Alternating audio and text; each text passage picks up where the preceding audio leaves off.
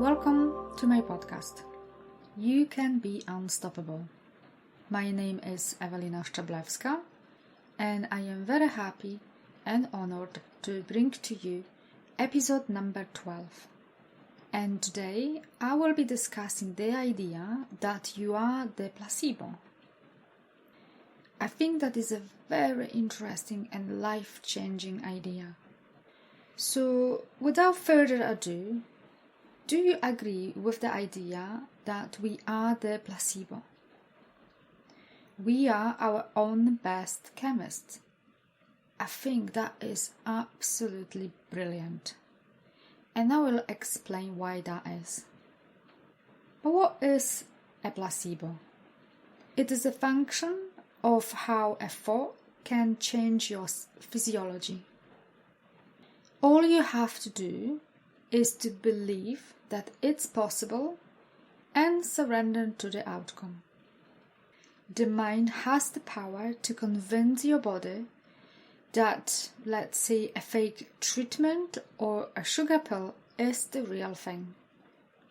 That means your body and mind have the power to produce pain-releasing chemicals like endorphins, which are the body's best natural painkillers, or anything else that your body needs. You see, thoughts matter. They have a significant impact on the mind and body. Thoughts repeated over and over makes your biology to stay the same. Even thought you may wish to change your life. What you think really matters. Your personality is made of what you think, of how you act, and how you feel. You see, thoughts are a complex mixture of instincts, reflexes, motives, deep-seated memories that originate from the subconscious mind. Any form of childhood trauma or trauma experienced later in life can interfere with the proper functioning of brain areas that manage and interpret experiences. However, the greatest source of our suffering is the lies we tell ourselves. I will give you some examples of how placebo works. When you strongly believe in something, it can even mean life or death.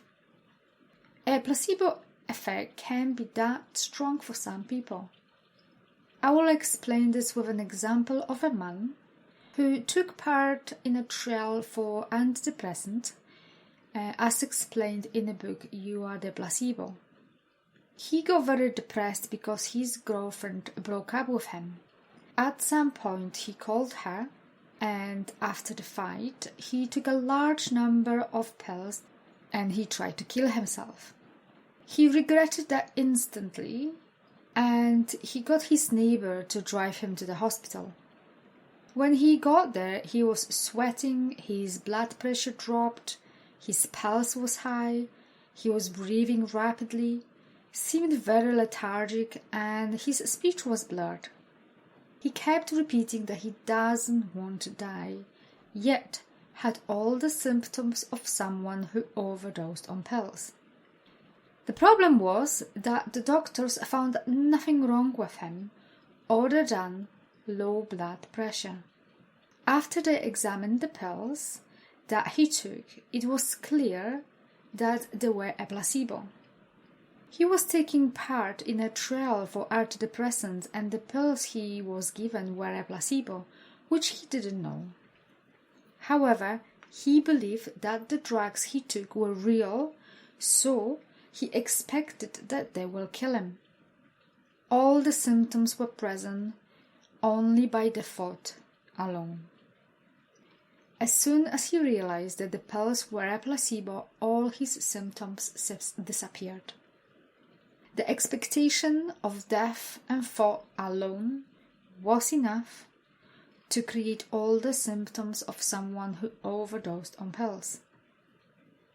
You see, there is plenty of scientific evidence to prove that placebo works. For example, a study by Dr. Bruce Mosley in 1996 and in 2002, where he performed actual operations and fake operations on people who suffered from osteoarthritis of the knee. All the patients who received the fake operation had the knees cut so that they will believe they had the operation. All the patients were followed months and years after the operations to check the progress. And there was no real difference between the two groups, where one group received the actual operation and one received the placebo. Patients who received fake operations reported improved mobility as they believed that they received the operation and had faith their condition will improve as a result. Italian research Benedetti says that different types of placebo treatment, they work different or work best with different issues or goals that we plan to achieve. Sometimes suggestions alone work just as fine, yet with certain issues we need extra help to influence unconscious psychological response. For example, sometimes you have to take a substance that triggers a certain reaction in the brain first. That means the brain has the chance to fire and wire the same circuits in the same way, memorizing the substance you are taking. This type of conditioning means that after a while you can switch to placebo and get the same result. Another way that placebo works is by expecting a different result. If, for example, a doctor prescribes a new medication followed by explanation that this new drug is absolutely amazing, it's revelation, and that it should reduce or eliminate your symptoms, your problems, your issue, and you really do believe the doctor, then you have become more suggestible to the doctor's influence, and you will get the result because you expect to get the different result. The subconscious mind, which is 95% of the overall mind, overrides the conscious mind and takes charge. Your body is conditioned through repeated past experiences. Most of our day is done on autopilot. I invite you to take a minute and think about how your day looks like. Do you always get up on the same side? Do you have a bathroom routine? Or do you eat the same breakfast every day? Do you leave to work at the same time? Thinking the same thoughts lead us to make the same choices, which leads us to the same behavior. That creates the same experiences that produce the same emotions. That in turn leads to the same thoughts. As a result of this loop between the conscious and subconscious mind, our biology stays the same. The same thoughts, actions, and emotions produce the same chemistry in the brain, which signals the same genes.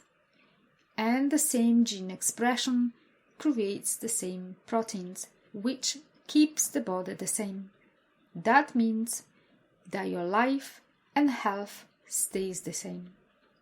I think this is absolutely fascinating. Your personality creates your reality.